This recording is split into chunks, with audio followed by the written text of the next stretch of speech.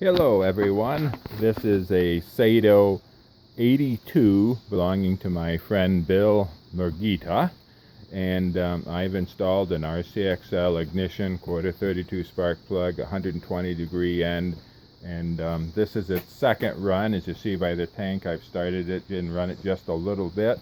It runs super good, 2000 idle, very easy. And 10,400 with the current setting. I did not touch the low end at all. It's running at just approximately 1 turn. This is my standard 4-stroke fuel that I mix. It's 12.5% Klotz oil and 0 nitro. And we'll start her up here now.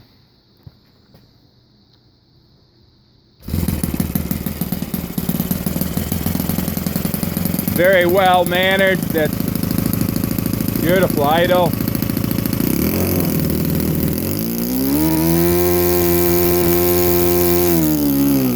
Ten thousand 10,400, 10,500 RPM.